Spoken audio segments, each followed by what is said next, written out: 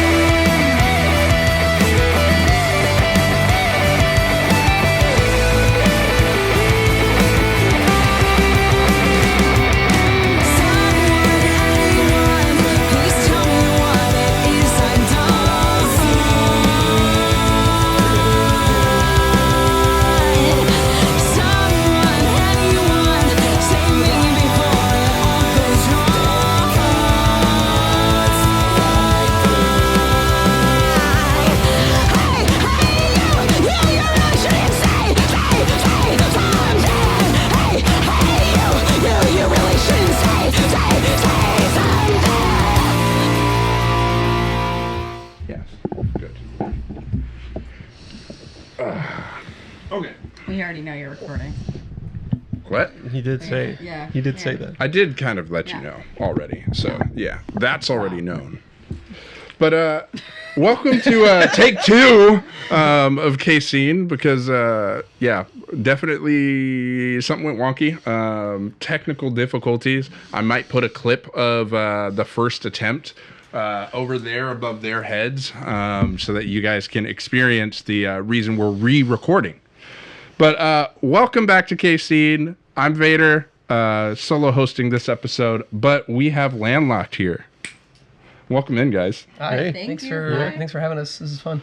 Yeah. Yeah. I mean, like you got you guys got special treatment. You get to come on twice. I just figured we were so cool, so awesome that you just had to bring us back. I enjoy sitting on your couch. It's nice and comfy. Nice comfy couch. Yeah. That's good.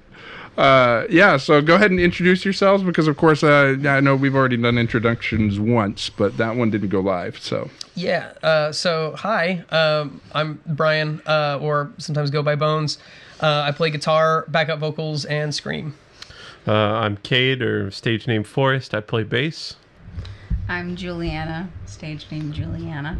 And I do sings. I do the la-las and lead vocals. I do nothing else. are you sure? Don't sell yourself short. Not on the stage. Oh, okay. I do dances. Dances. You talk to the crowd. Boogies.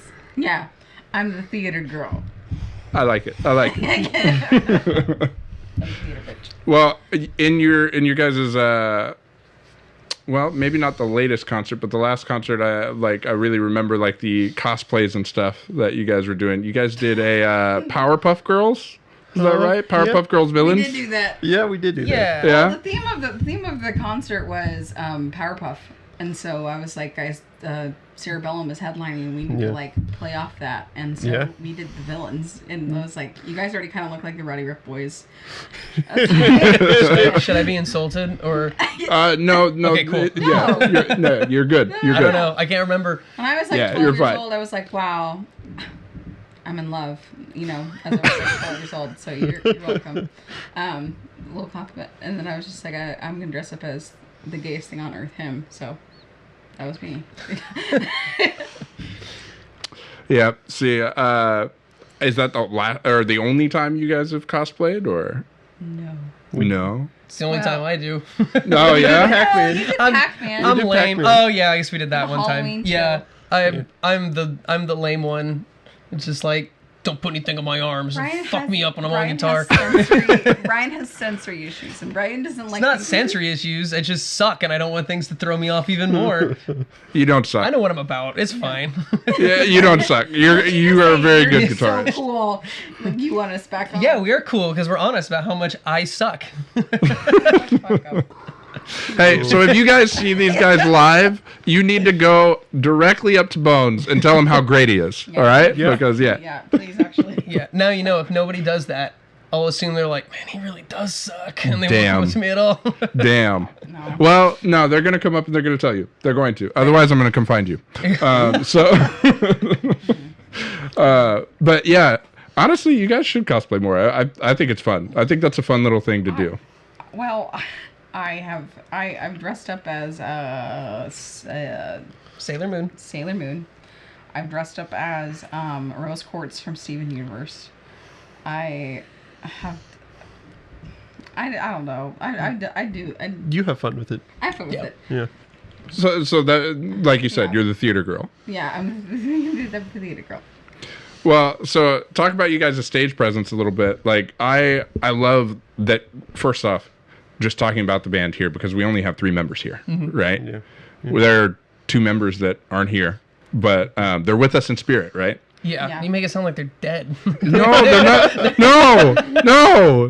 No. They're just not here talking with us Right, right now. right. You know, like they're absent. They're in the ether, in this room. Yes, it doesn't help. You're not No. helping it. Oh, okay. Well, I'm not helping, but so yeah, I really enjoy you guys' stage presence, and I really like it when like I can see you guys dancing kind of together and really playing off of each other on stage. So like I know I want to say it's during like Overburdened that I've seen Cade and Juliana are both like Yeah. grooving together, right? Yeah, like yeah. getting the groove on, and I love that. And of course, like I've heard positive feedback from people in the crowd also saying that. But can you talk more about like how like what the stage presence means to you? How you guys like come up with all that? It's never been planned. Just Yeah. like one day, just it happened. Like it's always felt natural, and so but then once something stuck, then we just stick to it. And Yeah, yeah. Like during Silverize, is it Silverize or I Used to Wish? When we do our like little like stop motion stop thing. Oh, that's on. That's I Used to Wish because Yeah. I'm doing Yeah. the solo and I can't look anywhere else. Just stare at my hands. Like Kay Yeah, I and get Kay and I will go. Yeah. Yep. And Yeah. we've never planned it, but it just is not. We just have always done it. Every time. Yeah. Well, to specifically answer your question, we're all friends and Yeah. we're just having fun on stage with each other. And Yeah. we played so many shows now, and it's just we kind of get into a rhythm of what we do and don't like to do on certain songs, and some things have stuck and some things haven't. So I know if you go out on YouTube and watch some of our really old stuff, it's We look statues. yeah, we're like Standing statues there. and we're awkward, and yeah, we've come a long way. It's like Oh, fucking no. Chuck E. Cheese robots up there. Animatronic. Not the mouths. I don't say we're Chuck E. Cheese robots. We were. Five Nights at Freddy's. No, just kidding. From the beginning of us playing together, we all I could tell that we all. I mean, we're all passionate about what we're doing, and we're emotional while we're playing, and I think that that's what draws people in is that we care. But we haven't been. I wouldn't say we've been robots. Now moving around on the stage rather than staying in one place, I think I would agree with that. Yeah. We're not. I think there's something to say too about like moving on stage. It's easier when you like the music, and we only perform music that we like, whether it be covers or our own stuff. We haven't done a cover in a long time, but if we do a cover, it's always something that we agree on that we really like to do. And so when you like the music, it's easier to kind of groove with it, get Yeah. into it a little bit. So Yeah. Music is fun. That's all I gotta say. Music is fun. should be. If it's It- not it fun, always then should why be. are we here? Yeah. Why are you doing that? I like it. I fully agree, and I mean, I mean, that's something that we hear constantly about Landlocked, right? Like, you guys have been featured on radio. You guys have gotten a lot of praise for the music you guys make. And a lot of what people talk about is how much they can feel the emotion. They can hear it, right? Mm-hmm. And so I think that's just, it plays off that, right? Like, you guys are performing music you enjoy, and that comes through. And so, of course, when you're dancing and everything, like, on stage, like, that's just enriching everybody's experience that decided to go out there and see you guys live. So I love seeing that. I want to see what else you guys can come up with, though, too. Oh, boy, there's the pressure. Yeah. Well, you know, I couldn't have you on a second time within, like, a week, right? And still, and not go ahead and put a little bit of pressure, right? Yeah. We're about to perform. Mm-hmm. We're about to perform with the band Good Terms, and we've been, at least as far as like my engagement with the crowd, I've been trying to come up with more clips to get people involved with our songs, and really that's because a lot of it comes from not only like the band, but as me being the front person, telling them what to do. It's kind of my responsibility to get people involved in general if I'm the one who's talking to them. So like, and you know what I mean. Yeah, and I think, actually, I want to start the discussion on that. I was already planning on going here, but, like, a little bit later. Let's go ahead and go to it now. I think that a lot of the bands that I think of when I'm remembering live experiences I've gone to that, like, I really like seeing, right? There's always, like, maybe the guitarist, the drummer, bassist, somebody's trying to hype up the crowd, like, get them to wave their arms, get them into it, get them dancing, get them moving, right? Yeah. Like, if you're not playing, you're performing for whoever's like doing whatever, right?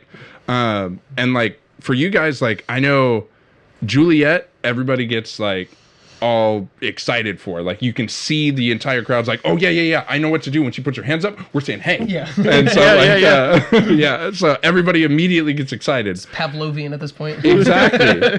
And then like the same thing has started happening with Overburdened. Like everybody's like, oh, we know what we're doing here. Like we know we have an assignment. And so like I want to see you guys do more of that for sure. Because I think seeing that just as a innocent bystander. No, just like somebody who's coming to the show, right? I've come to a lot of shows. I have. Yeah. I've gotten to see you guys a lot, and that's what kind of helps me out in trying to give, like, not only ask this question, but also give you guys feedback that maybe you haven't heard before. Yeah. But yeah, I really think you guys do a good job of that already, but I'm excited to see what else you can do. Like, what do you guys think about that, though? I mean, we're always trying to come up with stuff in rehearsal, and when we're far away from a show, you know, we're like coming up with new stuff. We kind of set up a rehearsal like in a circle. You know, see each other and see what we're doing and play off of it. And then when we get closer to a gig, we kind of change it up so we're more closer to how we actually are on stage. Gotcha. And then that way we can like try things. And oftentimes that means that we fumble over something, so don't do that, you know. But at least we tried it, you know. So we're always trying new stuff. You know, we're always writing new music and trying new things out there, and you know, seeing what works, what doesn't, and then trying to get that on the stage. But personally, I think that's the hardest part of performing. I think the music, you run it down a million times, you practice it on your own. Right. But as soon as you get on stage, like, okay, you might have practiced this once a week for 3 weeks. And so, but you're playing it to an empty basement and maybe the cat, right? Like, right. And audience energy is so much of it. Yeah. You know, I think of random deep cut. That Twitch streamer, YouTuber, Ninja, he's doing that fucking floss dance. He's like, I'm not seeing a lot of motion out there. Like, that's like my biggest nightmare. It's like, I don't want that to happen. So, you know, you're practicing this stuff in your basement. There's no one down there. You know, my cats aren't going to party. They're scared of the drums. So, you know, we're doing what we can. But then you get in the, you know, on the actual stage and people like start moving along. You're like, yeah, let's fucking rock. Let's go. So, yeah. I've tripped and fallen so many times on stage, and like it's just like I get so excited and I'm like spinning around in a circle, and then I realize like, oh, I took too much weight off my left leg, and now I'm like hopping around. And, like you can't. The only way we get better at it is just by playing more shows, you know, and being in front of people and being ourselves, right? So. Yep. I've ate shit so much. I've ate so much shit. There's like it's just a pile on the floor at this point. Like Oh my god, dude. I have just fallen down. And Okay, did you have to scoot away or you were just grabbing your water? You said over balls and shit that's been thrown on stage and. Oh yeah, I think I remember that. KC Glow, right? Yeah. It's happened a lot. Yeah. Well, because the ball was so big. It was behind me. Yeah. And then I was walking. I had these Mama Goth steppers, which is now like my token show shoe. And I started backing up with my Mama Goth steppers for the first time ever, like walking in those. The bad Dommy boys. Mommy Steppers? Yeah, and I just started walking back. I hate you. I started walking back, and there's this huge fucking ball. And I didn't realize the ball was there. It's on video. Like, and I start walking back, and then I trip on the fucking ball in the middle of your solo. Yep. And I'm, at that point, I'm supposed to like get down, like, hey, you. Yeah. And Yep. then I fall down and I get back up and I'm like, hey. You went right back into it because I remember I got that on Yeah. video too. I didn't ever like publish it, but I was like, No. oh yeah, It really- Landlocked, first time seeing him. Yeah, it really summoned back this moment when I was in high school theater and I was like 17. I crashed a door. I slipped into a door and broke the door, and then I like got up immediately and started acting. That's what that was. Sorry to the Yes, props Ann. department. Yeah. No, they fixed the door in the middle of the show. Dang.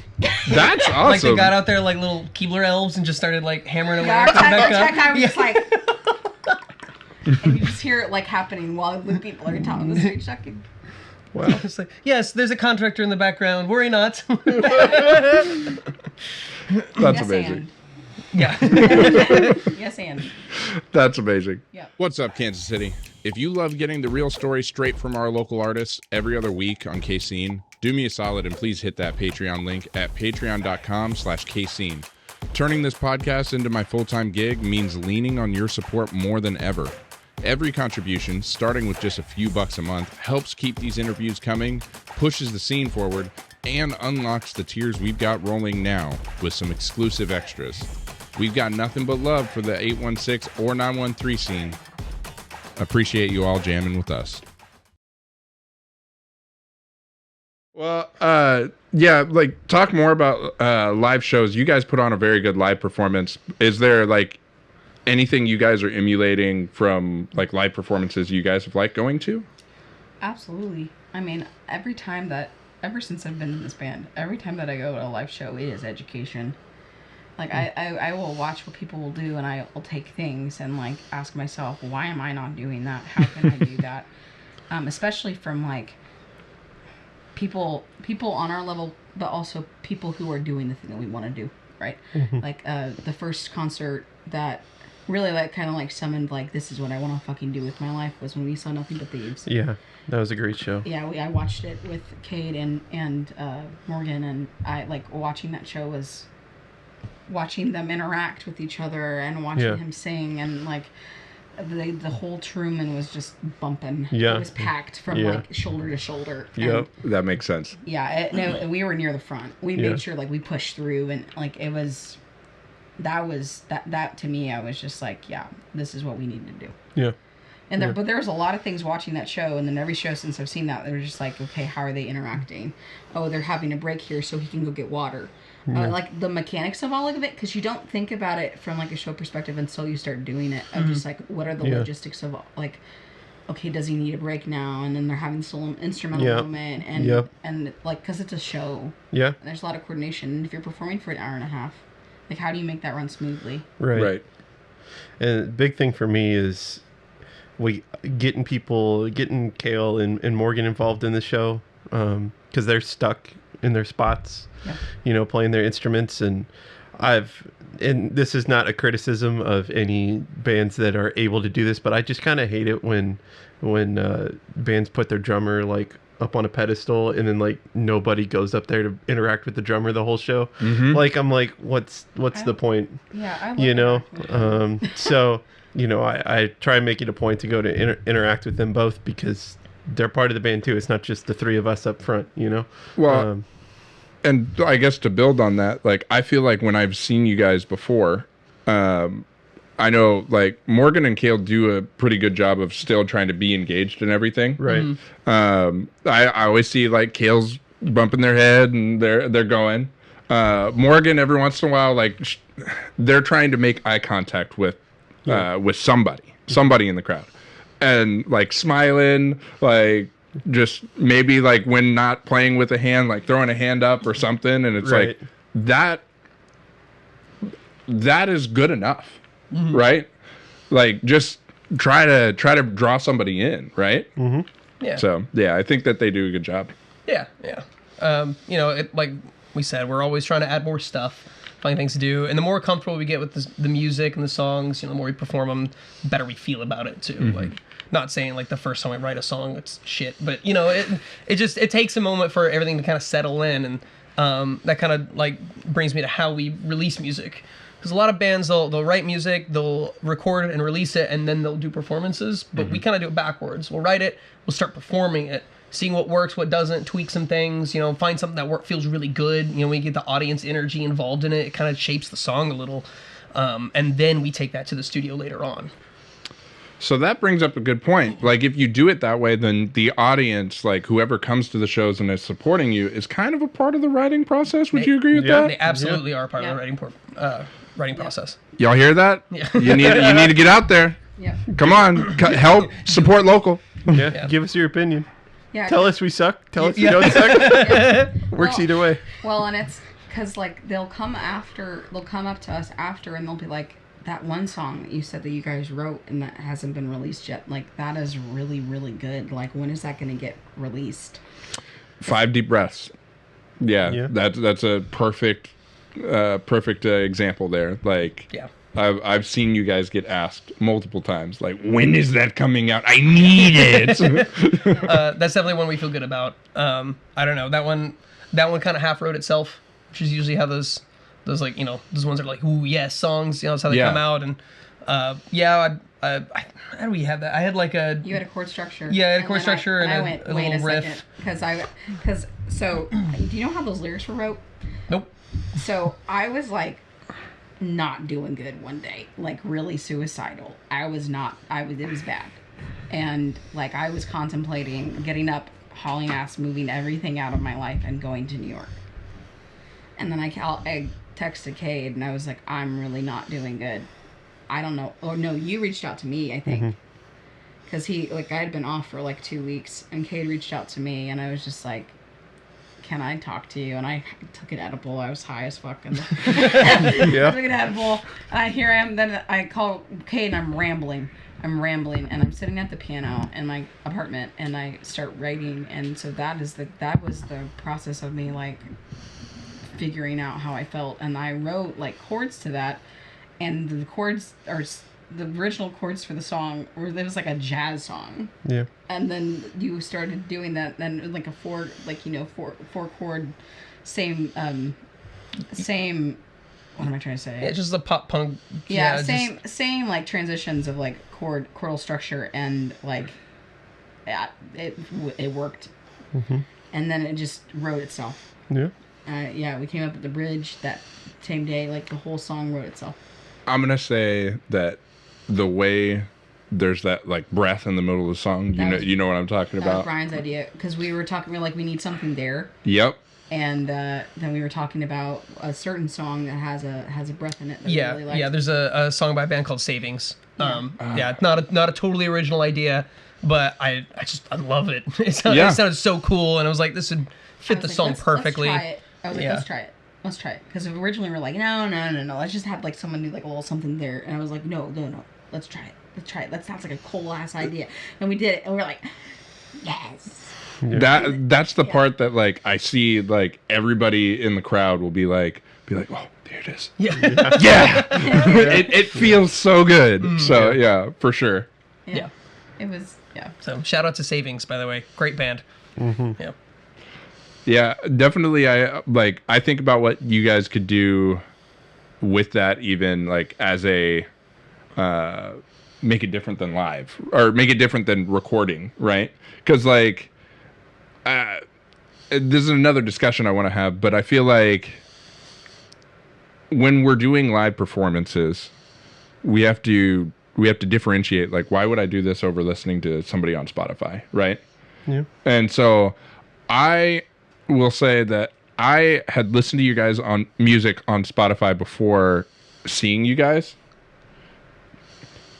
and it was good. I liked it, but seeing you guys live made me like it more. Okay. Does that make sense? Mm-hmm. Yeah. And like I got into this a little bit with the last episode with Jamogi. There are times that I feel like listening to something live, you get a better experience and you end up hearing more of the music than some of the mixes that I hear from just any local artist, not just you guys specifically. Mm-hmm. But like there is something to be said for things being lost in the mix. And then when you hear it live, you get to see somebody perform it and you're like, wait a minute, I didn't see that was there. Yeah. But then also, you have the freedom, like I talked to Jamogi about it in the last episode, you have the freedom to go ahead and improvise. Change that solo up. You can go ahead and you can change the way you do something vocally. Or like do a little dance, stop the music even. Like that part where you have a breath, you could have a whole stop. Address something and be like, oh yeah, we're back to it, right? Like, there's so many possibilities that can happen live that are different from a recording, and I feel like that enhances an experience. What do you guys think? Like, do you think I'm off base with that? Like, oh, no, just needs to be the same, or? I've gone and I saw Coldplay live once, and I liked Coldplay. Like, I love Viva La Vida, but then when I saw them live for the first time with some friends, like, what a concert. Like, it really changed my entire view of the band. One of my friends had just gone because everybody was just like, we're going as a group. And he was like, fine. And then he got there and he got done. He's just like, they're my, like, favorite band. Like, I love it so much. I bought a t-shirt. Was it, like... I didn't go to a Coldplay concert like ever. So like what was it no, I like Coldplay. It was just like their concerts were a little expensive at the time when I was there. I did not go. So like walk me through that. Like did they make it like a complete experience or no, like they had like color coordination of like I forget, we had some kind of like little band or something that we put up at certain times. Probably like, Yellow. They have a song called Yellow that I'm just thinking. Like, no, I mean, I don't know. Like, there was, like, the whole crowd had certain things to put up, like, for crowd involvement. And then their, like, stage president was great. So they had props and everything. Yeah. I mean, it was a very involved, like, I mean, there's been so many concerts where I've been like, man, I really like 1975. I love the 1975, but then when I saw them live, like, they're so fun to watch. And their set was so cool. And then, like, it, like... Also, the thing that I love the most about going to a concert is hearing them talk. Is like hearing them talk. It's hearing them talk about the songs. Is hearing them talk about their music. Is hearing them like talk about their experiences, why they wrote those songs, and it makes you feel like you're getting to know them. And I think that that's the difference between like listening, you know, because you can watch podcasts or you can like watch material with them talking about them. But like going to a concert, it gives the opportunity for them to like kind of be vulnerable with you, and it creates a personal experience. Well, you're in person with them, so it's a shared experience at that point, right? Like it's not just a voice on the radio, right? Yeah. Like because of course we're on a podcast right now, right? But like being live, that's different. Like they're feeling it with you. The energy's different, right? Mm-hmm. I think that's it. That word right there is energy. I think that's what really changes something from being, you know, a good recording band or a good band that sounds good in recordings versus a band that's good live. The biggest one that comes up in my brain is Taking Back Sunday, who famously did not sound great live, but everyone fucking loved their shows because there was so much energy in the crowd, and they always thought they sounded like it was just so much fun anyway. Yeah. Because I was going to say, actually, when I had seen Taking Back Sunday before most recent history, they were fine live. Oh, yeah? Like, I saw them when I was, like, in high school, and, yeah, they were fine. I saw them recently a few times. KC Live Stage, and I saw them at Face Fest, and I I remember the people I went with, I was like, this is not Taking Back Sunday anymore because he is twisted. He is like so drunk and so high. I am watching Captain Jack Sparrow on stage. Yeah. This is Taking Back Tortuga. It is not Taking Back Sunday. So it really was like, dude was like, he swung the microphone around his neck and was like, kind of singing with it like this, but not really, and like over. I was like, he's Captain Jack. Yeah. Yeah. Well, speaking of energy and shows and live shows and stuff, the thing that got me, I went and saw Dying Wish and Boundaries at the Rhino, like one cold day in February in 2024, I think it was, or 23. Man, what an electric time. And ever since then, like, I've been like wanting to incorporate some heavy stuff into our music, and you know, I think we really tried hard to do that in Overburdened and Fractured Fingers, those two together. And like every time we play those live, like I think we really try and bring the energy, because that's like a really good 1-2 punch of songs that go together. And yeah, it shows like that energy, like it makes it special, makes you want to go back, and I hope that people get that from our shows. Like they get the energy in the room when we're there, we're playing, and they want to come back and see us. You know? For sure. Like it makes me feel so good when people come up to the merch table after the show and they're like, man, when can we see you guys again? You know, like the best feeling ever. Yeah. We've seen Day to Remember too. That's a good example. Oh my God, their shows are crazy. Yeah. The fact that people are like constant. Well, yeah. Whenever you have a crowd that's like willing to hoist people up and go across like a sea of people, and like doing fucking mosh pits and walls and like when part of that they call for it. They like if you're not doing that, they'll stop the show. Right. Because I've been to a Day to Remember show where like the energy wasn't there, and they're like, we can leave. Like you don't want to clearly. When we had our first mosh, it was like. Yeah, we talked about it for like a good couple weeks, and we still bring it up every once in a while. So Baby's first mosh. It was Baby's first mosh. There was like 8 people in the audience total. Hey, they started running in a circle. 6 of those were the band before us. And hey, they started running in a circle, and it was tiny. It was. We're like, they moshed, guys. But we still we didn't ask them to either. They just did it. They just started moshing. It was like, hey, you want to like.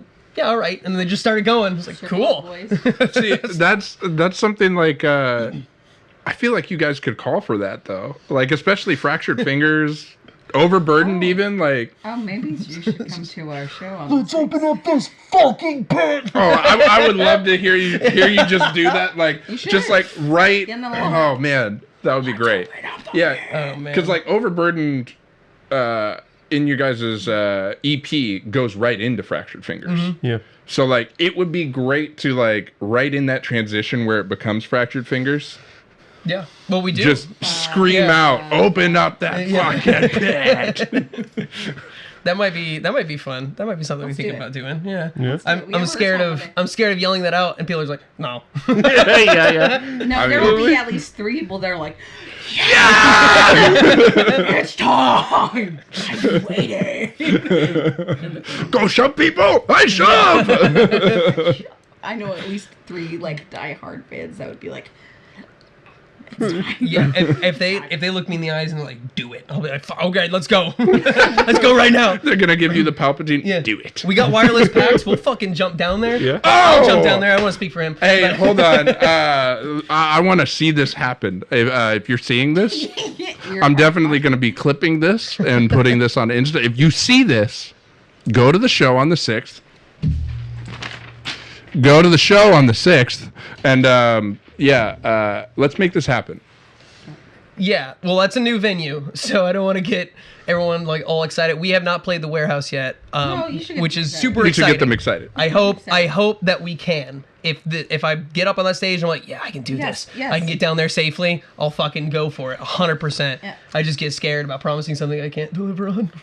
I think you should be able to. From what I looked at on you guys' show, it looks like you guys are playing at the like the restaurant stage is what it looked like from what I was looking Warehouse, at. yeah. Yeah. And so Okay. that one don't think should be as much of an issue jumping off of. Okay. The other stage, I've jumped Yeah. off that stage. It's hard on the knees. Yeah. Yeah, it's pretty tall. Yeah. Yeah. It's pretty tall. It's a little That hard. stage? Huh? You jumped off that stage. I jumped off that stage. There's some videos around of me at Emo Night Live and some other shows at Warehouse being on stage. So, yeah, I've jumped off that stage a couple times. Oh yeah. Yeah, it's fun. I hit 30 and now I'm I 30. inherited Hey, my dad's knees. They just get me. They These come are my back. dad's Yeah. knees. Got my mom's eyes, my dad's knees. see, I am 30, and I was rough on the knees in my youth. You know, like I thought I was like the shit. I was going hardcore parkour, and now at 30, my knees are like, hey, buddy, you remember the abuse you put us through? Yeah. Your turn now. Your turn. So yeah, hurts. But yeah, to go ahead and get back on topic with everything, I want to have a discussion that we kind of had last time, and everybody missed out on. I want to talk about like kind of genre blending and like where you guys have done that, want to do that more. Because yeah, we like I had this discussion with Jamogi about like Sleep Token as an example being like at the top of where they are right now. It's not sticking to one genre specifically. It's more like making new genres by mixing. Yeah. Like, what is Sleep Token? It's like new metal, but it's hip hop, it's rap, it's like, Yeah. what isn't it is easier to answer than what is it. Right. So we fit in the pop punk.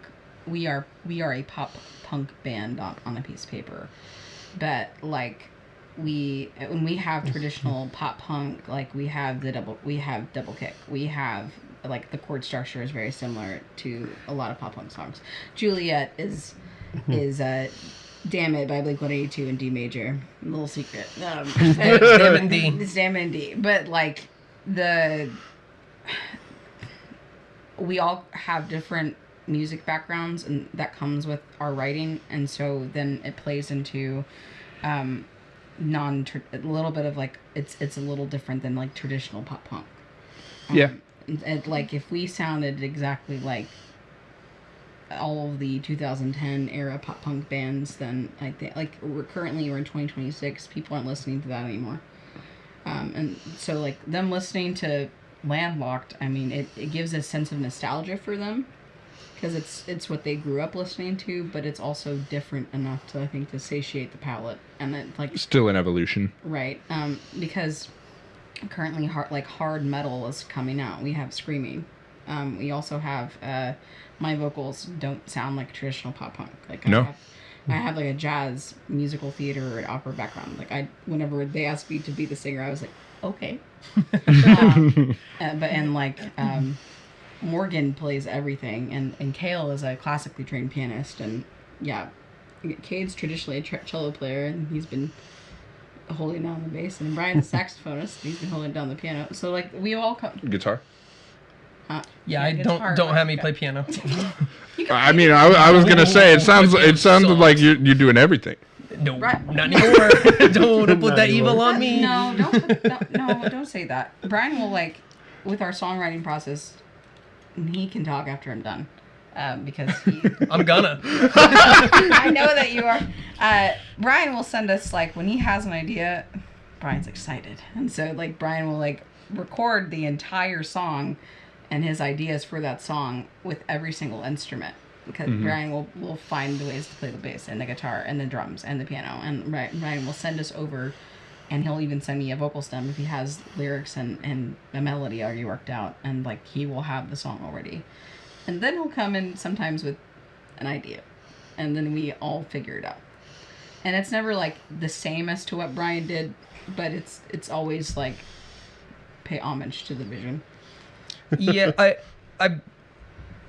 kind of make it sound like we come in, we have like, here's a blueprint, architect gives it to the builders. It's more like we come in and a child has a crayon drawing and says, Daddy, build this. And so we all kind of define it and become things. Yeah, like I'll make those layers, as I go in, but they're just references. They're never intended to be final products.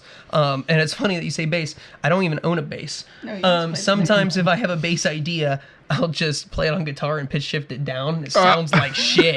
It sounds horrendous, but it's never going to see the light of day. It won't go out in public. So I'm like, it's fine. We can just kind of get an idea of what's happening here. And then lyrically, usually I'll have lyrics in mind and I'll come up with a kind of melody. So I'm like, here we go. And then we go from there. So I'm not writing everything. We're all writing our own parts and stuff. And I don't want anyone to feel like they're being not getting their due for how much work they put in, because I don't write all this stuff. I just write a lot because I like to. Right. And if it's what you enjoy, I mean, like, do it, right? I love writing. Writing music is my favorite part. If I could just write music and never perform it, I wouldn't do that. That's a lie. I love performing too much, but I do. I was going to say, you might actually have some labels be like, you want to ghostwrite? That being said, anyone sees this, they want me to ghostwrite, I will do it. I will. You'll have to pay me, but I will do it. He's constantly cooking. He's constantly just like... Yes, chef. Yeah. And there's been some really good Bopalicious ideas, and there's been some not so Bopalicious, but that's okay. Sometimes they get 5 minutes in rehearsal, and then they never survive past that. It's always... So those are up for the labels, right? Yes, yeah. Hey, if you want our sloppy seconds, you just let us know. Oh my gosh. Sorry, might have to cut that. No, I'm keeping that in there. I've used the term sloppy seconds before on a podcast. God. So, okay, Mom, totally if you're fair. watching this, I'm not really all that sorry. You raised me. It's your fault. Sorry, not sorry. Yeah. It's still valid. I'm sorry. I got so off topic. What were we talking about? We were talking about just mixing genres. genres. Oh, genres. Genre bending. Yeah. Yes, be the avatar, the genre bender. So genres, I think, is a really funny thing to talk about, because as soon as you tell people you're in a band, they'll ask you, what kind of music do you make? Mm-hmm. And you go, the sound kind. Yeah, the kind that makes noise in your earballs. And it's just like, we don't sit down and go, okay, we're going to write a pop punk song. I was like, we want to write a song that sounds a little metal-y here. We sit down and we write something, and we'll have a groove or we'll have an energy in mind. Like, this is going to be like a power ballad. Like, this one's going to be kind of softer. But whatever happens, happens. If there's a metal breakdown in it, so be it. We don't stop the creative process because it doesn't fit the genre. I'm pretty anti-genre myself. I understand that we like to put things in categories, and it makes it easy to find like instruments or like bands, but you end up pigeonholing a lot of bands and a lot of artists, and that's just not fair. Well, let's be honest about who makes the genres, right? Is it you making the genres? Is it me? No. It's Billboard, right? Mm-hmm. It's for music awards. Like, us as consumers, we don't actually care what genre you're in. It's more, do we like your music, right? Mm-hmm. And in the age of streaming, does your streaming service care what genre something is? No. There is an algorithm like TikTok that's going ahead and going, I think you'd like this. Here, I'm going to put this in your face. Did you like? No. Oh, okay. Let me go to this other box. Yeah. How about that? The more exposure that a person also has to music, their ear tends to grow accustomed to it and like it. Like, I remember, most of us went to college for music. And I don't know about you, but I remember being in 20th century class listening to the Battle of Hiroshima for the first time. And oh, man. Hearing like, I actually like that piece, but well, I love that piece. Here we go, and this is why I bring this up, is because then, as 2 years later, I find myself listening to that again, because I'm like, I understand now. And you can't get it anywhere else. No, it made me feel uncomfortable. It made me feel like I was challenged. The first time I ever listened to Daft Punk, I had a similar experience. I was just like, I don't like all these beep boops. Doesn't make no sense. Sorry, you just compared Daft Punk to 20th century abstract music experimentalism. Yeah, but you're welcome. But Brian. There's a point I want to make here, and that is how we perceive the art of music. Yeah, right. Yeah. Genre is whatever we want it to be. Yep. Right. And not to be super nebulous and like, oh, it is what it is, man. But like, that's just how we experience art. And if experiencing the art of music makes you want to put stuff in a box, then go ahead and do that. That's your right. Box. That's your right as a listener. That's your experience. But if you're somebody who's like, that's Sleep Token and that's what they are, and I'm not gonna put a label on them, then that's your right as a listener too, right? So like that, we live in this world where everything is binary ones and zeros, and it's like you either got to really love something or really hate it, and something's got to be in this genre or it's not. And we are a pop punk band, and I like putting that label on us because it's what our biggest influences are as a band, right? And I want to be upfront about that. Like when we started playing in this band together in this lineup, like we came with a bunch of covers of pop punk songs that we liked, right? And so that's like where our influences came from. But like it really just comes down to like what you as the listener get out of it. So I specifically, a good example is when we wrote the song Fractured Fingers. The whole point of that song was supposed to be a hard rock, like really hard metal breakdown song, and then we kept picking at it, almost like with a chisel, like with a hammer, and just like, it's not working, I'm going to keep changing it. And then eventually it kind of became like an R&B rock song. We took out the breakdown. It was really, it was hard for this guy. It was hard. It was hard. Well, it was hard for him. We were trying to force a square peg in a round hole. We were trying to force it to be a song that it wasn't becoming, and it hit a certain point where like, fuck it, run it, plunge it down, blow it up with dynamite, rebuild it in blocks, and see what it becomes. And then when we did that, there just wasn't room for the breakdown anymore, and it didn't, we just cut it. It didn't sound right anyway. It didn't work out. But what we ended up with, we all really liked. So we kept it. It's so funny though, because even though we took out the breakdown, your bass part's my favorite part of the whole song. Because you go, like the bass line of it is just so fun because it really drives the song, like boom boom boom boom boom boom boom. Like that really is what brings the R&B to it. And like, and then with Morgan's groove and like it really brings in like it just that's my favorite song we have, even though like Overburdened is the one that really people really like. Fractured Fingers, in my opinion, I think is the best song, one of the best songs that we have. I'm partial to Fifth, but that's, I know it's an artsy one. I know it's really long, but I like Fifth a lot. Yeah, I like that one too. We even knew when we were releasing, it was like, it's not going to end up on playlists. It's really long. It's such a high artsy kind of song. It's on my playlist. I'm happy. It's on my playlist. I'm glad it is. It made it. Good. I hope more people find it, because I think there's a lots of love in that song, and I don't know if it really got its fair due with everything, but so talking about your latest EP, my two favorite songs actually were Savior and Fifth. Really? Yeah. Save your fifths. Save your fifth. Save Don't your let fifths. it go. Don't let it go. You gotta save your fifth. Yeah. But yeah, those were my two favorite songs. And then the funny thing is, like, that was, I had a little sneak peek, so I got to hear them a little early. So like those were already my two favorite. I saw we guys. I saw we. But like after seeing you guys live, I was like, the ones I like seeing you perform more are Fractured Fingers, Overburdened. Like, you guys are more into it there, I feel like. I feel like with Fifth, I think that provides, I'm just going back earlier in this conversation, right? Like, I feel like that provides an opportunity for, like, you guys to talk to the crowd, like, while the guitar's playing, right before, like, actually getting into singing. Like, you got some time there, just keep repeating the guitar, go ahead and talk a little bit, and then go into it. I feel like that's, like, a good opportunity to go ahead and, like, build the relationship with the people that are there, right?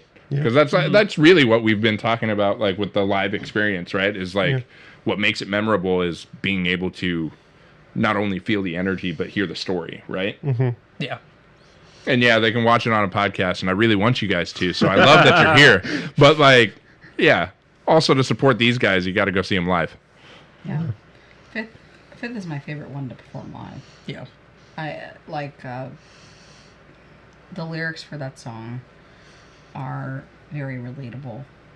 Like when I was going through a breakup, I singing that song and really like before I went through that, like I was singing the words, and then once that was occurring, singing that song just became so therapeutic. And now when I perform it, I imagine that person is right there in the room, and I'm singing it towards them.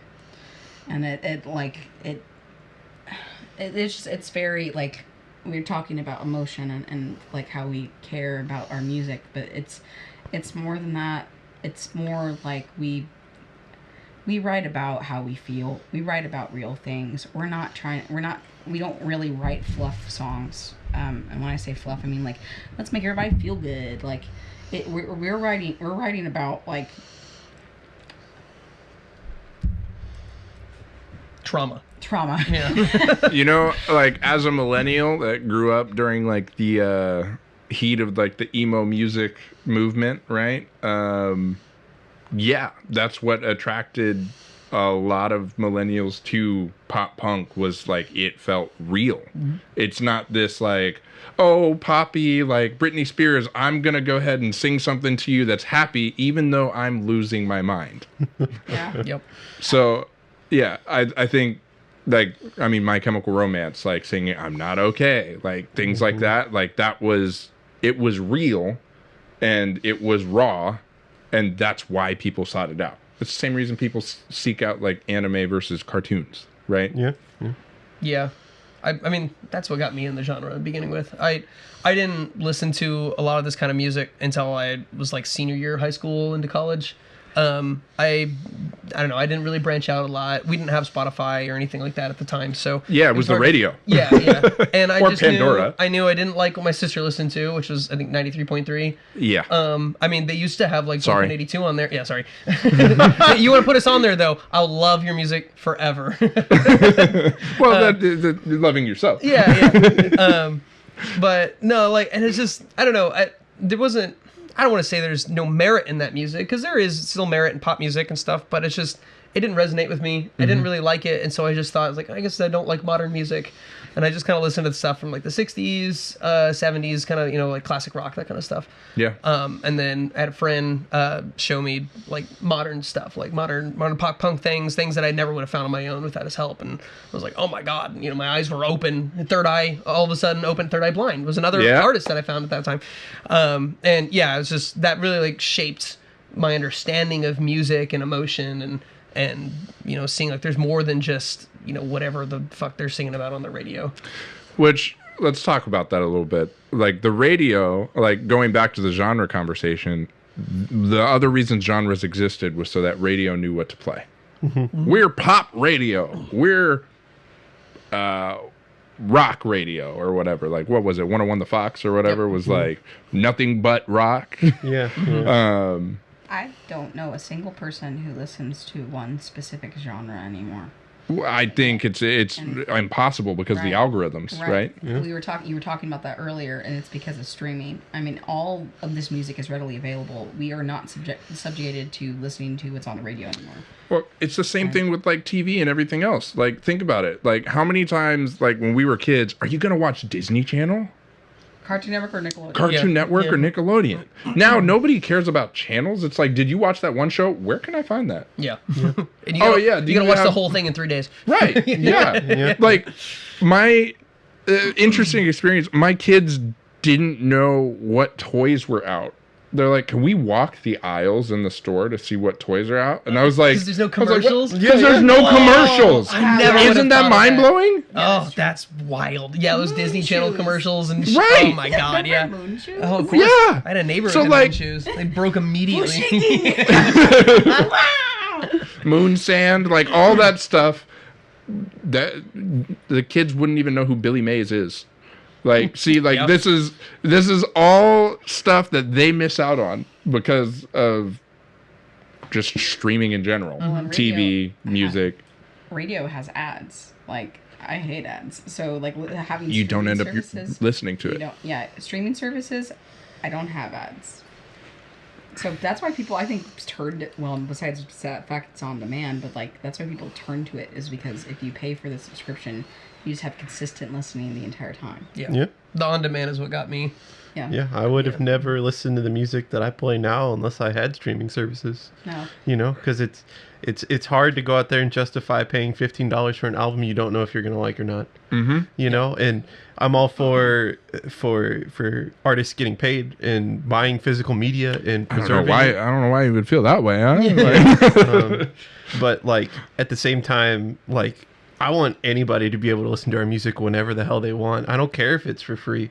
You know, we made this art and we made it because we wanted to, and we want people to enjoy it, you know, and if they want to support us after they've heard it, then that's great, you know, but if not, then that's the one time they listen to it, that's fine too. Like, you know, it's kind of tough because we're in this whole era of streaming of like, you know, actors aren't getting their residuals, musicians aren't getting paid enough for every stream kind of thing, and that's like a big topic, and you know, I've always been kind of fence sitting on it because on one hand, like as somebody who loves playing and loves music and loves art in general, I want all the creatives to be paid for their work, but at the same time, I would not like the art that I like and the art that I make if I didn't have easy access to it, you know. Yeah. And I feel like either choice I make, I'm like going against either myself or the people that I'm trying to support, you know, and that kind of sucks. Well, ask yourself, are we making music for money? Is that the reason why we're doing this? No. No, I'd be a failure. No. No. I mean, you are making music because there's nothing else that you can. Like, I was somebody in my life who, like, I don't speak to anymore, but they asked me a question once. Kind of made a statement. They're like, there are people in life that are musicians because they want to be famous. Don't know why you would do that. There's nothing, like, there's no payoff really for that. But then there's people in life that are musicians because Only for the top 1%, maybe there's a payoff. Right. But Same for actors. yeah. But then there's people in life who make music because they can't do anything else, and like that's why we're here. I mean, we would be doing this if we weren't performing. We would be doing music in some kind of fashion. Like, it's what drives us as people. Well, correct me if I'm wrong. A lot of you in the band do music outside of the band. Yeah. Like for work or for whatever All reason, three of right? us do. Yeah. Yeah. I mean, So, I mean, I think what you're saying is spot on. yeah. Like, regardless, you guys were going to be doing music. Yeah. And, like, speaking from my own experience, like, I played music growing up, and I performed music, and then I decided that I didn't think I was going to be able to make money doing it, and so I put it down. Like in college, I was a double major music minor, and then went, no, never mind. I'm just gonna go and be an engineer. But like even the stuff I design, like I design audiovisual systems. I design like buildings that like end up being auditoriums, concert venues, things like that. So like even myself. Yeah, I didn't go into making music like I originally wanted to, but I'm still supporting the industry that I wanted to be a part of. Right. And hey, I'm doing a music podcast now. So, can I ask you a challenging question though? Go ahead. That's my job. To turn the table. Do you miss it? Do you miss performing? Do you miss creating the music? Yes or no? It's a simple yes or no question. You are under oath. Yeah. She's harder on these questions After than I I just- am. I made it stress free for you guys. Might have to bring you on, but yeah, a little. I mean, the thing is that I haven't performed in so long that it's like knocking the rust off of the bike is really hard after 11 years of not doing it. Yeah. I'm teaching somebody cello right now, and I'm like, oh, geez. The technique's still there, the knowledge is still there, but these gears got cobwebs on them, and yeesh. Somebody needs to perform a little bit maintenance and TLC on this in order to get it going. So, for sure, like, I mean, it's been the same thing trying to re-pick up guitar and stuff. Like, I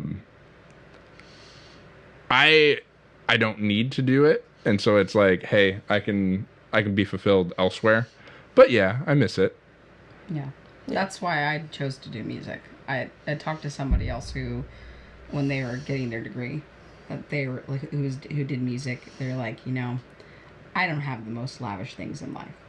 I don't, but I don't regret going to school for music. I don't regret doing music. I've never regretted it, and I can solemnly say, yeah, like I wish I could have the finest things, but at the same time, like, I don't regret my time in college singing. I don't regret my time in college making... If it was not for college, I would not be in SPIN. Mm-hmm. I've never regretted a decision that I've made doing music, and that's because, like, that's my heart, and it's where I'm happiest. And I think that's where all of us are at, too. Like, we're both music teachers. He does live sound. Yeah. And part of the, you know, not just, like, knocking off rust, but... You know, it's never too late to start playing again. That's fair. Yeah, we mentioned earlier, I'm a saxophonist first, or I was. I haven't really played much lately. Stop. But you can play. You can still pick. You played at a show like. That was like 2 years ago. You played at the KC live stage, and here's the thing: it's like he was so happy. He was glowing the whole time. Brian was so excited. I just like performing, man. I just like to play. Yeah. But what I'm getting at is I didn't actually start playing guitar until around, I think it was age 22. Mm-hmm. And that was the first time I like actually picked one up. Like I had plucked it a couple times, but it was just like I had no idea what I was doing. Right. So when I was around 22 or 23 is when I first actually like got a guitar and like really started playing it and trying to learn it. And it's only been 7 or 8 years, and now I'm on stage. Yeah. I've been on stage with guitar for years now, and it's not too late to learn. I knew a guy who he was actually learning saxophone. He started learning for the first time, never played an instrument before. He was 65, and he got his first saxophone. I gave him a free lesson after school one day. It was one of my students' grandparents. He was like, yeah, can you like kind of get me started? I said, sure. It was like everything else you really need to get started is on YouTube. Just start yourself that way, and he did. So if anyone's out there who's thinking like man, it's so cool, you know, like watching people like perform, like I love rock and stuff, start doing it. You'll gain such a crazy in-depth appreciation, even if it doesn't go anywhere. You know, if you never decide to join a band, you never decide to start one, you never make your own music, that's fine. But just making the music and understanding and gaining that appreciation for music is it's world changing. Yeah. Mm-hmm. Yeah. You gotta just do it. Yeah. Just do it. Shia LaBeouf. Just yeah. Not a great person, but Well, yeah, and I agree with that. I mean, I think what I miss are the shared experiences I had when performing with people, right? Like I performed in several orchestras, I performed in choirs. I mean, like I performed on stage with guitars and stuff. And really what got me back into guitars was I had gotten one as a gift, actually, that one on the wall right there. And so, yeah, started trying to pick it back up and stuff. And I'm like, weesh, I sound bad. So, like, well, and like you're gonna. Yeah. And that's okay. It's, you know... We sounded bad when we first started playing as a band. Debatably, we still do sometimes. Like those 2023 performances, we were not good. All those people that came to our all those people that came to our first show in a basement in Ottawa, that was not a good show. But who cares? We had fun. They were there to support us, and it kicked off to where we are now. Watch our earliest YouTube videos when we were doing like the little demos for oh man, for they're shows. still up. Oh, absolutely, they are. Hell yeah. Oh, Leave God. them up. Leave him up. That Leave 'em makes up. room for the music documentary. Like that. Yeah. Talked about that on the Jamogi episode too. He was saying he was going to remove some of his old stuff, and I was like, "Can I persuade you not to?" No. Because like that shows it your up. music journey and shows how much you grow. Like Yeah. leave it up. Like, Like I that's a hadn't- better story for your fans. I hadn't played bass for 4 years until Kale texted me and was like, "Hey, do you want to be in a band?" And I was like, "Yeah, I'll play bass." I hadn't played bass. Like, I didn't play it at all during college. I played it in high school. Didn't really play it during college. And then when we started this band, I started playing, and like, here I am now, right? And now it's like my main instrument, right? And it's crazy. Isn't Yep. that crazy? No one told me you hadn't played for 4 years. I'm just saying, before you showed up. I was confident in my abilities. Obviously, it didn't matter. You thought that But I was a drummer. there's been thought a few that I was times a where I've been blindsided by Kale. You thought that I was a drummer. Yeah, I I was think- told you well, were a drummer. To be fair, Kale didn't know either. I was just like, Oh, okay. I was just like, they sent me a message and they're like, "Do you want to join the band?" And I'm like, "Yeah, I will play bass." I didn't give them the option. They didn't ask me if I wanted to play bass. I said, "I will play bass." yeah. Oh, cool. So You took control. Yeah. I like that. I was asked, I hear you play drums. We really need a drummer. Do you want to come out? And I said, I'm really ass at the drums, but okay. And then I came. Not what Kale And I told was me. ass at the drums. But then I sang, and they were like, "You can do that one. You can do that, I guess." Kale told me, it's like, I've got a drummer coming in for rehearsal. I said, okay, cool. How do you know them? It's like, I kind of know them from school. It's like, all right. Are they good? They're like, they'll be here. That was the end of it. And I was like, all right, that means that they're solid. Awesome. We'll see how this rolls. The next rehearsal, I was playing drums.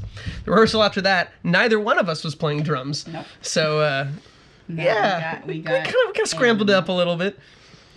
Yeah, I think last time we were recording. I'm sorry about that, by the way, again. But yeah, you had said something like Kale had said, "I don't care what we do with this person," like referencing Juliana. Like, I don't care what we do, but I want to do something with them musically. That's Yeah. exactly right. And so it was like it was like, yeah, do they play drums?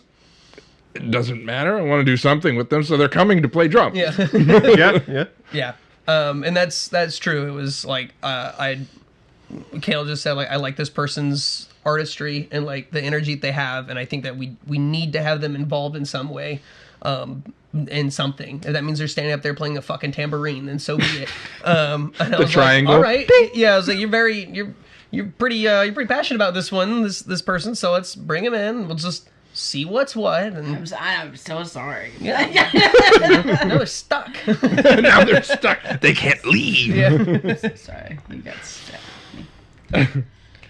Well, all right. I have a few more questions. Mm-hmm. All right. So one that's a big one here, and we had a good discussion around it last time, and so we're bringing it back up.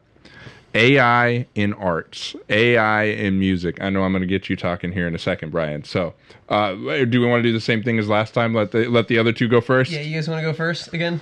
I'm gonna make it short and sweet. Okay. AI and music, there is no soul in music. The whole point of music is that it comes from your soul. And I don't think that AI has the ability to replicate that. I think that it's gotten very close because it has examples to use. You So mean much all of the music. music that's ever Yeah. been made? The crazy statistic I saw that there's more music released on one day in 2026 than there was in the whole year of 1989. Yep. In that, like, Yeah, bonkers. Yeah, and I think that currently labels and mainstream media, like for the writing process, AI is now heavily used because it reduces the amount of work that they have to employ.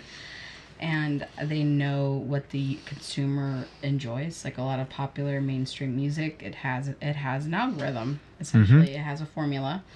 But people have been singing other people's written stuff for a long time. Like it's not just been recently. Like people have been like, Benny Blanco has been producing and writing music for artists for such a long time, or Right. Like other people, and like so. How I many understand times? that. how many times can you scroll to the bottom of like a song that has lyrics or whatever, and it's like you look at the credits and it's like it's written by all these people, and then you look at it and you're like, none of those people are in the band. Right. Yeah. Right.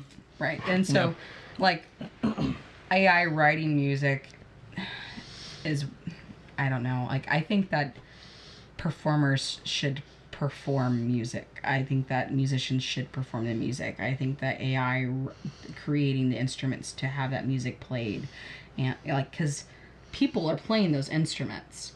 And it doesn't just go down to the singer. It like people are playing the instruments. There's a soul playing those instruments. There's a soul singing that, and like it just sounds empty.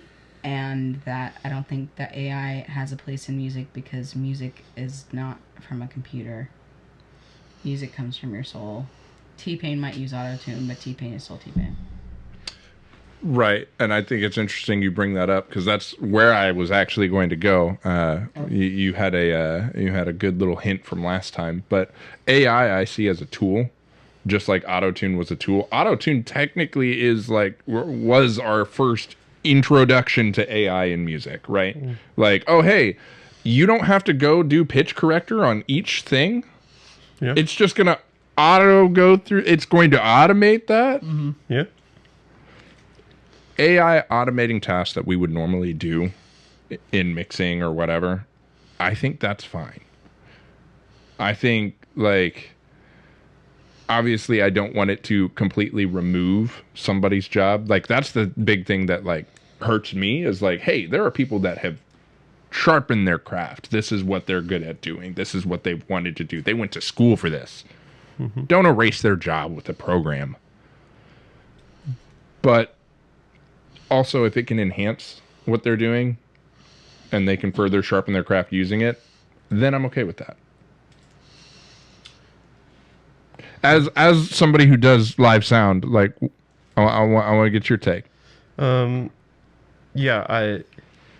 It's difficult one with live sound, because like there are so many tools that AI can make just by real-time audio analyzation that would help out so many engineers, right? And like people used to spend hours tuning rooms, mm-hmm. and now you can have a computer do it for you in a minute or less, right? And obviously production is all about how fast can you do it and how well can you do it. And if that tool helps you be faster, then, well, yeah, I'm going to use it because I got other things I got to do. Right. Right. So, it's difficult because, there's artistry in everything, and that's kind of what frustrates me about AI being used in any artistic endeavor is like AI doing all this stuff kind of feels like more of a, hey, we need this done so we can have higher profit margins and we can get it done faster because we want money, not, hey, we care about the artistic intent and we want, like what Juliana was saying, we want real soul behind what it's done. Mm-hmm. Not to equate that to, somebody mixing a church on Sunday, what the pastor's saying, right? Or mm-hmm. on a board meeting or whatnot. But like, if you're not going to be intentional about doing anything, why are you doing it? What's the point? Mm-hmm. And that's the whole reason why we're here doing music. Why I like doing it is because like it is something I get to sit down, choose, be intentional about it. And then I get the satisfaction of either creating something or propping up something or playing something that I enjoy in terms of playing other music that has already been written. And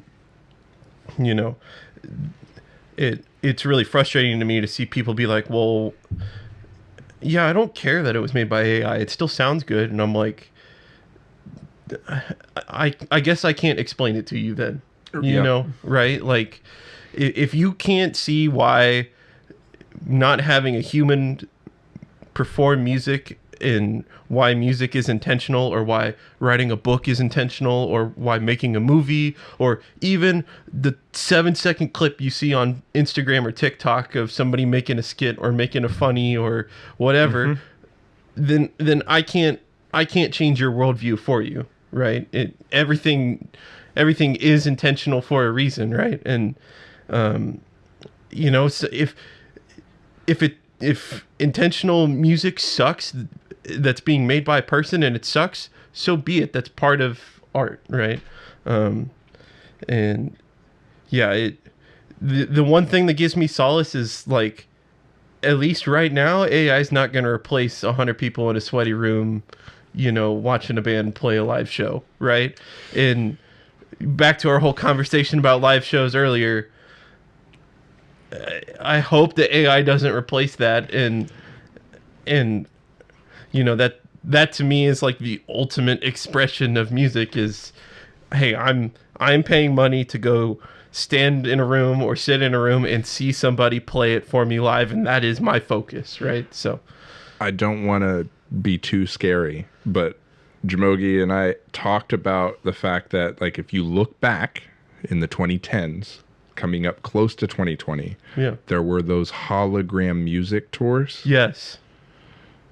I knew you were going to bring up Hatsune Miku. As soon as he said that, I was like, he's either going to bring that up, and I'm going to say, like, okay, whatever. But go ahead. Finish. Hologram music tours of, like, hey, I'm going to go to a concert, and I know I'm not seeing a real person. I know it's going to be a recording and hologram of whatever, and we're going to get hype or whatever, right? Yeah. That's the first step towards AI concerts. Well, we got this hologram of these 6 people. My one rebuttal to that is like, back to tie it back to live sound. Who set up the PA? Who's running all the things? Who is taking care of the venue? Who designed the venue? Everything that goes into art is intentional. Even the shitty bar stage you play, that was intentional at some point, right? Like, you can't have music and take all of the human interaction out of it. Even if it is a concert where everything was done by robots and AI and people are still showing up to enjoy music together in a room, even if it's recorded and they're just playing it back, that's still interacting with art on some level. Like, go down to your local Applebee's and turn on the jukebox. Like, that's like, I again, if I have to explain this to you, like, I don't know, man. Music is it's human artistic expression. Music is how we as humans express ourselves. Like, there's music everywhere that you go. Like, my students, I was talking about John Cage's 433.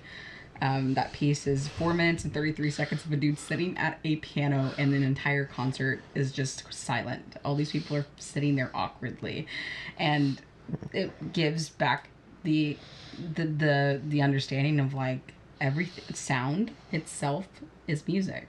Like, if everyone was quiet, you would still hear an air conditioner, people messing with their hands, like someone tapping their foot, and, like, sound, the expression of music is how we as humans have, I mean, music goes back, is the first original art form from dawn of time.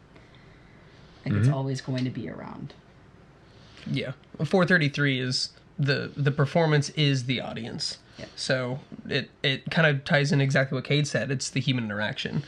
If you literally cannot perform 433 on your own. You can't perform it for nobody. You can't record it because, I mean, there are recordings, but it's not the same. It has to be live because the performance is how the audience reacts to sitting there awkwardly for 4 minutes and 33 seconds. Yeah. And they're not even supposed to know that it's coming. Now you can't do it because that piece got so famous for what it is that now everyone realizes what it is 20 seconds in, and it kind of falls apart. Well, but then there's also the butterfly piece. I forget what the name is, but there's someone releasing butterflies in a concert hall. Yeah. And, like, the butterflies, the flapping of their wings, and how peaceful that sounds. Yeah. Like, I mean, music is all around us. It's also, like, with religion and with like tradition and like, I mean, people have danced around fires, and, like, like sang with families. It's what the first thing that you're going to, if you're going to a party, what do you hear? If you go to the grocery store, what do you hear? if somebody wants to make anything that you see and they want it to evoke a feeling, the first way to evoke a feeling is music. Mm-hmm. You don't do that through pictures, images. Mm-hmm. You do that through sound. That is the easiest way to evoke feeling. Yeah. And so, like, that's true even, like, you can take the same scene in your favorite movie and layer different music on it. Mm-hmm. You will feel differently about that scene each time it's played. Mm-hmm. Yep. Agreed. There's a really famous YouTube video of The Shining as a rom-com. Yep. Where they just restitched it and put happy music over the top and whatever, and then a different voice actor over the top, and it looks like a romantic comedy if you didn't know what it was. Yeah. But, you know, it's The Shining, but the music makes all the difference. There's there's another YouTuber that, like, said you didn't have to change the voice actors. And so they didn't change the voices. And so even as just creepy as the voices end up being with the happy music, like, at some points it does make you feel uncomfy, but for different reasons. Right. Mm-hmm. If you're ever watching a scary movie and you think it's like, oh, this movie is the scariest thing, that it could be Blair Witch Project, mute it. Well, you won't be terrified anymore. The other thing, like, if you were able to just mute the music, you'd feel differently. Well, it would feel awkward anyway because the mix is all wonky. But yeah, I know what you're saying. Yeah, but like specifically, what's the difference usually between a horror movie and a thriller? The soundtrack. Okay. I was gonna say horror movies usually have cheap jump scares and thrillers don't, but that's just my opinion. The thriller, you have the repetitive music. It starts to build and build and build and build. Yes. And it's fast paced and music, AI. Back to like kind of talk about AI. Yeah. AI music has an uncanny valley effect. You had said that last time. Uncanny valley of where it makes you uncomfortable. Mm-hmm. I was watching this reel. But you don't necessarily know why. Right. I was watching this reel today of this guy who he like takes different words in Korean and then mashes them together. Watching this video, and I was like, "Oh, this is kind of a bop." And I was like, "But something's kind of off about it." I start scrolling through. He's like, it had this guy like his face, and he was covering his mouth. Entire mouth. Yeah, entire mouth. And like, you start scrolling through his other work, and it's all AI. It's AI. Like, they used a person holding like so it doesn't look like, and he's even like making inflection with his hands like while he's singing these words, but it's just it's an AI. It's all AI. Mm-hmm. Mm-hmm. And like, I was like, I felt it. I knew it. I didn't sound normal. I was like, okay, I'm kind of vibed, but I was like, this is kind of, there's something weird, and that's the thing. It's like, it just. I don't like it. Yeah. Well, the other thing, I don't like it. I don't like that it steals people's work. Yeah. That's the part that gets me, is like, you can't, AI can't make anything that already hasn't been made, you know? And it's always taking from somebody. And, you know, I get that that's hypocritical given that we were just talking about how Juliet is damn it in D. Yeah. But like...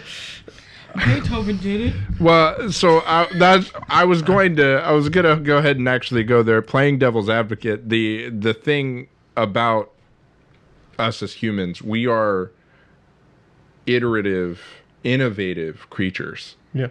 So we want to build on something that's already there. Isn't that the same thing that AI is trying to do? Going, I have this whole library of things. I'm going to try to improve it and spit it back out to you. No. Because AI can't be inspired. People hear things, and it gives them inspiration, and then they use that to create something new. Inspiration is not thievery, but AI is. It just steals. If it wants to change something more, it just steals something else. There's no input into it. And that's the answer I was looking for. Yeah, there's no inspiration. So, all right, you ready? Here we go. Let's go. Let's go. All right. Yeah. Buckle up. Get your fucking Stromboli, whatever. Stromboli. Get ready to roll. All right. So, first off, Stromboli.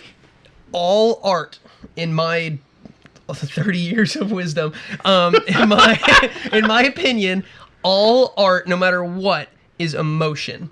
Now, it can have other parts, you know, other things that build into it. It can have other function, but it is emotion. And I'm not talking about just music.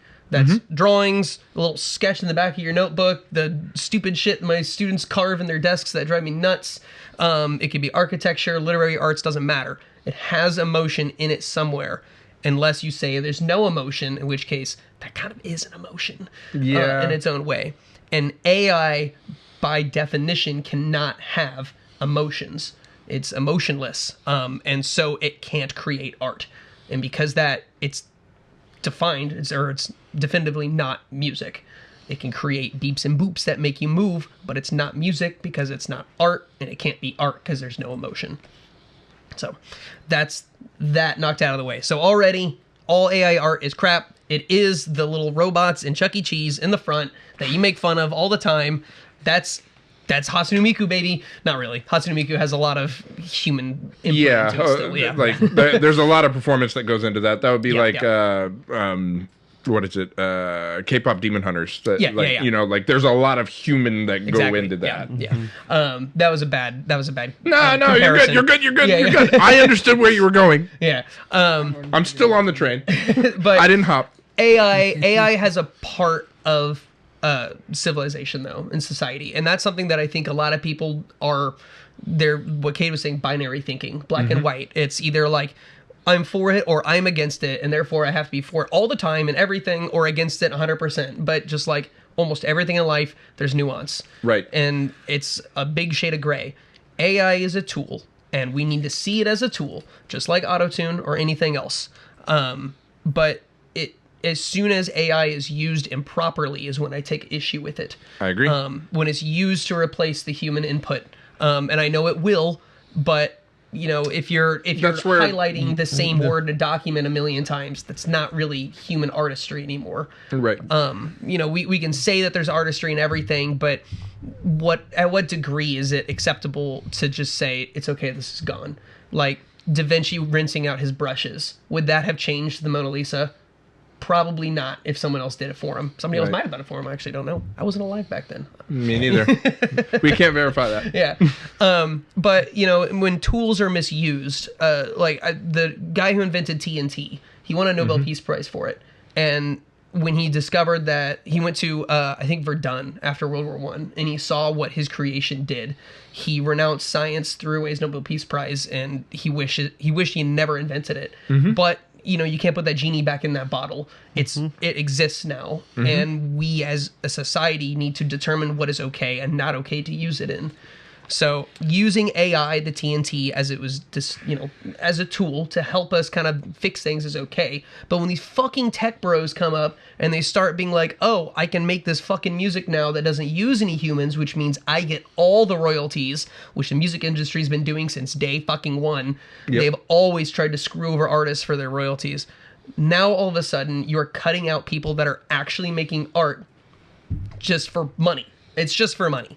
So we've got these assholes that are taking in money and trying to just do whatever they can to make more, consume and eat.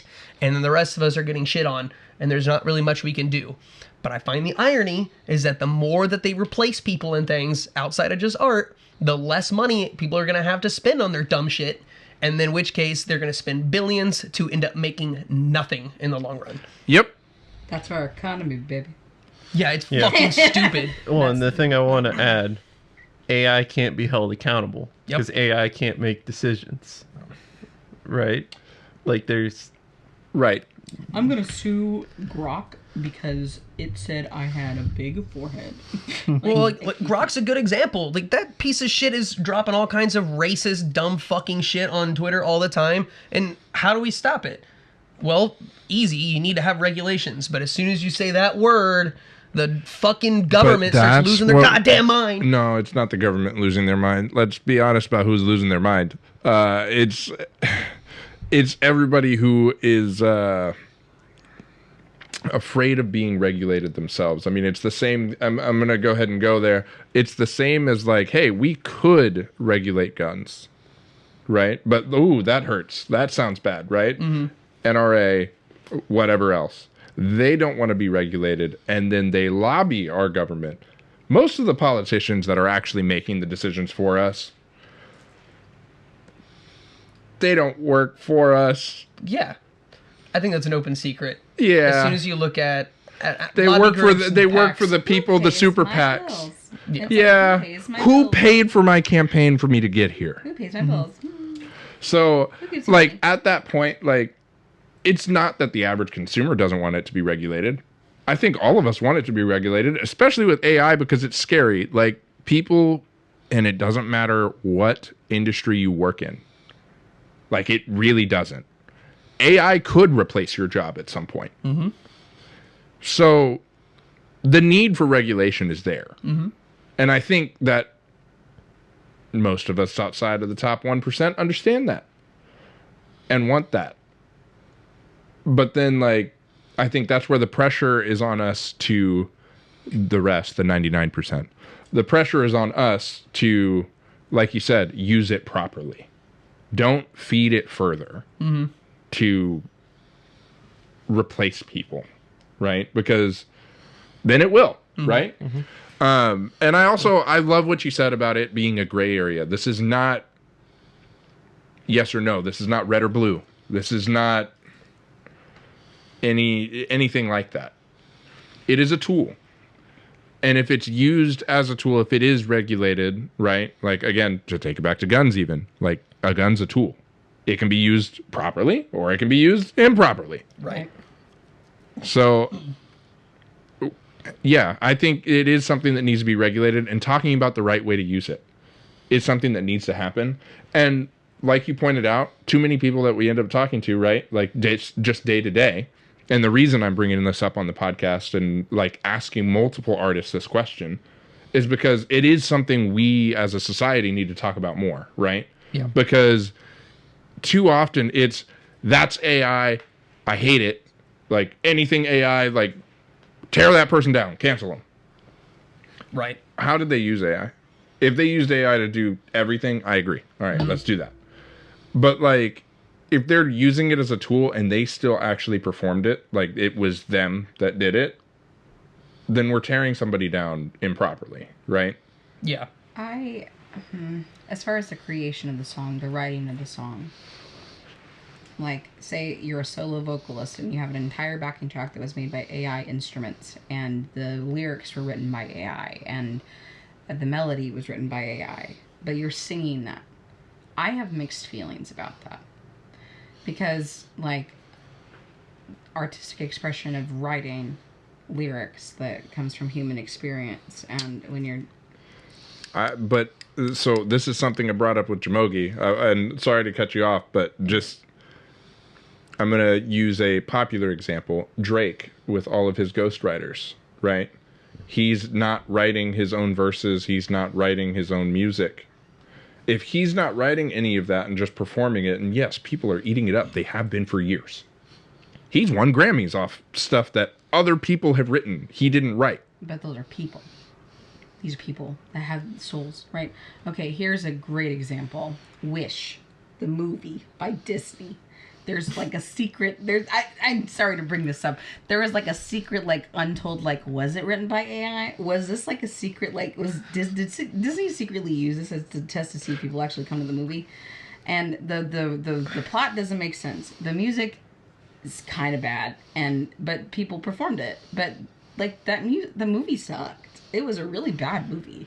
And, it's bad. Like, everything across the board is bad. I've seen YouTube videos, though, of people using AI to make it better. So, like, that's where I would say, like, I feel like part of this is, like... We're so screwed. What? We're so screwed. What do you mean we're screwed? We're so screwed. As a society, it's just... Yeah, I feel like Wish, right, could have been written by actual people, and because it was bad, we were like, that must have been AI, because no person could do that. There's some but that boogeyman- goes back to stuff. the whole thing about art making money and being profitable versus making art for the sake of art, right? Like, if Wish was made by AI or not, if it was made by people, those people probably had deadlines. And, you know, in short schedules and in small budgets and whatnot, right? Like, to tie this back into Landlocked and the music that we make, because, you know, that's why we're here, right? Yeah. You know, like, That's why we can take We can take as much time writing music as we want Yeah. because Yep. we have the luxury of doing that. All of us are employed, and we can all support the band based on that fact, right? And so we get to take our time. Like Brian said, we play those songs at shows before we ever record them, so we can get feedback on it, right? Like, and so it's kind of hypocritical for us to be sitting here on our high horse because we know we're not going to make any money. We're doing it for the love of the game, right? So it's easy for us to sit here on our high horse and be like, well, that sucks because they had deadlines to meet and, money to make and shareholders to answer to and whatnot, right? Yeah, we don't have that. We don't have that. So that's Another kind of like layer of the gray area. Yeah, the gray area thing. So I was going to talk about that. Like, the best art that's ever been made is art that's like there wasn't a deadline, like or like There wasn't an expectation, or it came out of hardship or people getting through things. Like I love whenever like artists are really popular and they're making what their label wants them to, and then they come around and actually make the music that they want to, like.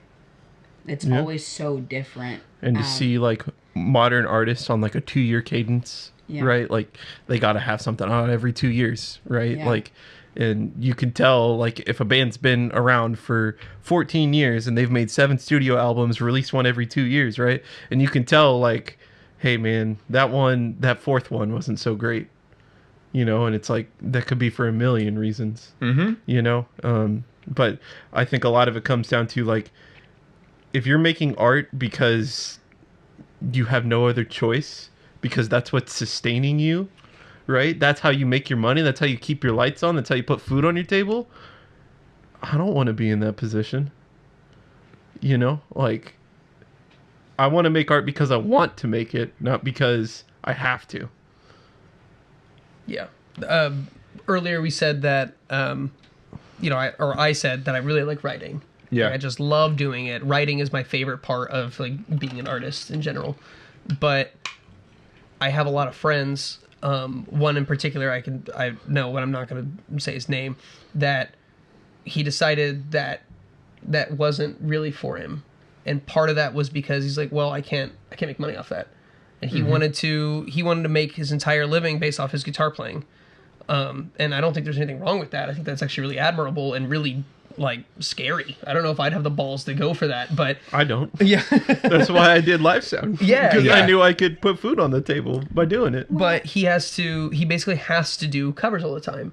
And it's usually like the same group of, he's got like I think like 3 to 4 hours worth of music, and he just pulls from that pool to make this thing. And he's playing those 5-6 days a week at various bars and locations. And like, personally, if that's what it takes to be a full-time musician, like, more power to you. I will never fucking do that, because that is way more work for the part of the game that I don't even like. Right. And so because I get to write music, because I've got a job that allows me to have music as a hobby in addition to a career, now I have that I can do what I want. It gives you a different level of drive. Exactly. I don't have to touch on that stuff that's just like, people pleaser music just for their sake. If we don't really play necessarily for music, but if we wanted to play a show and we didn't want to play Juliet, we're not going to play it, even if it's our most popular piece. Now, we love playing it, so we're going to fucking play it. But, if we ran into that problem, we've been in this band for like 15 years, and we played it for every show, for a while, and we're just like, you know what, we're not doing it this next show. We're not doing that show. Then we're not gonna. Because that's what we want to do. There's a grind, though, right? Sure. For wanting something, and it's possible for like if somebody wants something and they want to grind and achieve that, it's perfectly okay.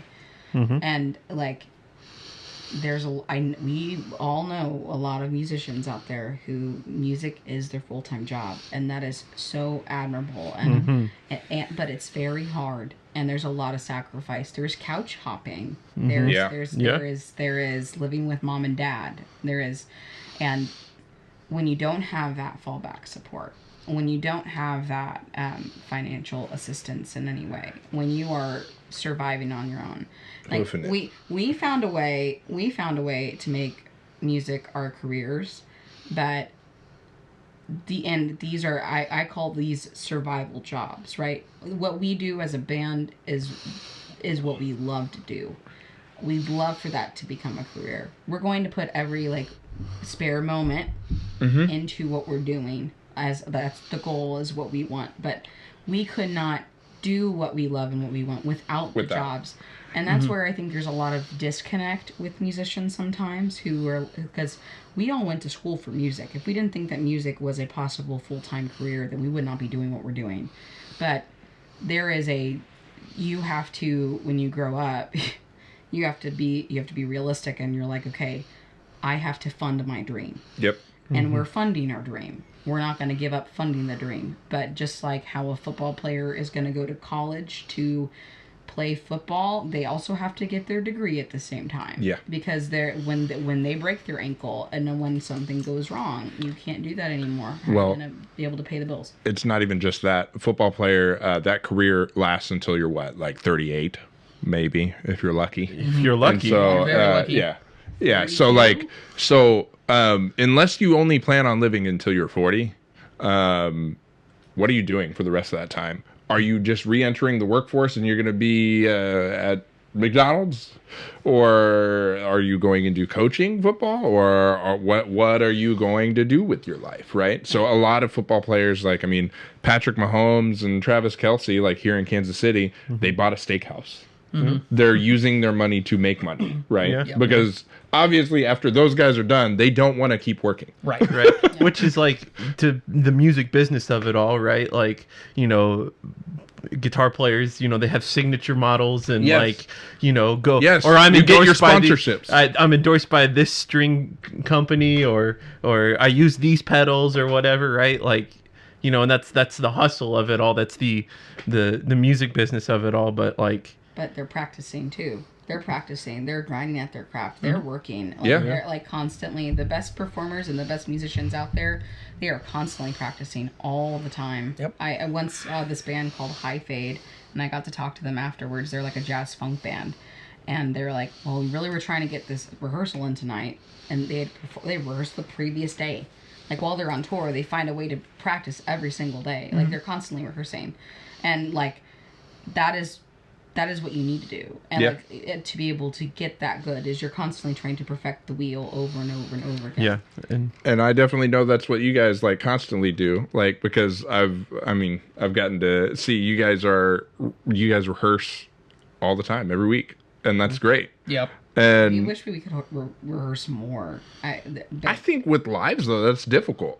Yeah. Yeah. Well, and that's the whole balance of it all, and back to the whole respect thing of people making it as their thing, right? Like the sacrifices you got to make to do it. Like, it's crazy because at some point you got to jump off that cliff. True. You know what though? I would say it has paid off because you guys have that show with good terms coming right up. Yeah. And you know, like they may be on tour, but I bet they're also practicing. Yeah. And so definitely you guys, I want you to talk about what's coming up. What's new for Landlocked? Obviously, Good terms. the Good Terms show.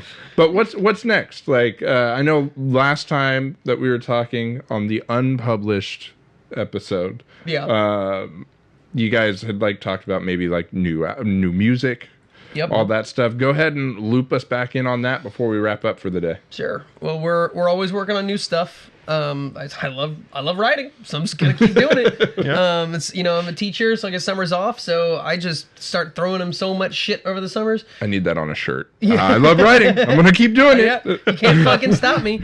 So we're working on more stuff. We got a couple of new songs that we've recently kind of wrapped up, and we're performing them again. So, or we're up to performing, I should say. So we're gonna play one of them next week at Good Terms, which would be probably the same week when this releases, but yeah. Yeah, it's going to be. This episode is releasing on today, March 4th. So in 2 days, March 6th, that's when you can see the Good Term show we're talking about. Yeah. So we're, like I said, we got 2 songs that are, kind of there. We got a third one that we're working on right now in rehearsals with some free time. That's coming along. I think we're liking this one. It's got a lot of energy. It's kind of fun. It's kind of Juliet coded. So if you like the Juliet feel, I think you'll like this song. I think it's kind of similar.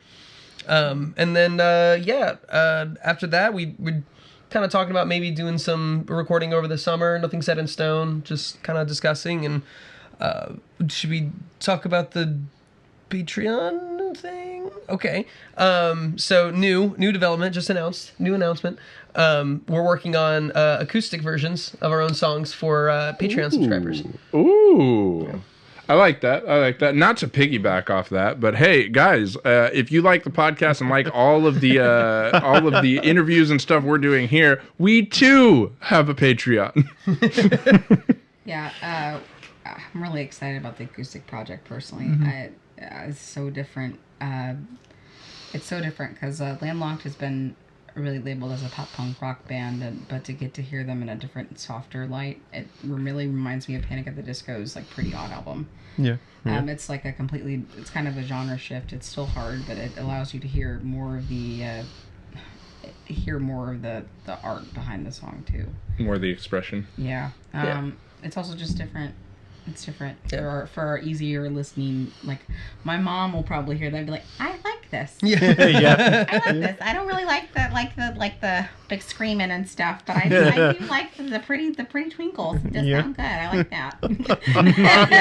Oh man. So hopefully that'll go well. It's kind of fun to approach it. I started on acoustic before electric, so it's kind of fun to kind of go back. And play that. Back to the roots. Yeah. Yeah, I just recorded that one actually.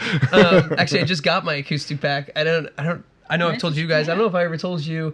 My acoustic went to Japan.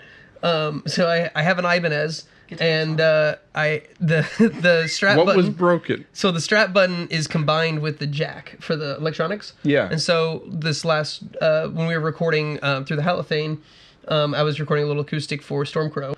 And I stood up, and it pulled the jack out. No. And it didn't just pull the jack; it apparently ripped apart the motherboard. Yeah. It just. Oh no. So I gave it to a music shop, and they had to order the parts. So they came from Japan, but they were the wrong model. So they sent it back. They ordered again. Got sent back. And meanwhile, this whole time, the fucking tariff shit's happening. So it keeps getting stopped on both directions. And they're like, oh my God. Eventually got to the point where they had to call them, but they couldn't understand them because it was an Ibanez. So they spoke Japanese. Yeah. And so they couldn't communicate. So they were like, fuck it. They shipped the whole guitar to Japan.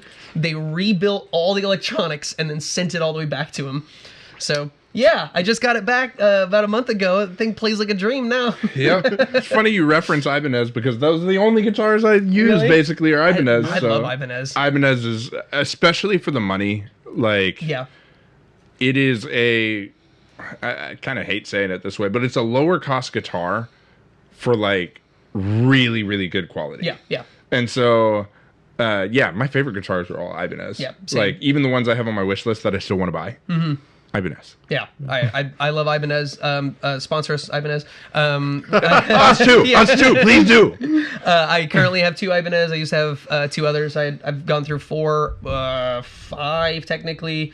I had one, and then I realized I can't afford this, so I had to send it back immediately. Yeah. But otherwise, I've got a PRS and a Schecter, and I love both of those as well. But yeah, something about the Ibanez guitars are just, they just hit the spot. Yeah. Yep. I just love them.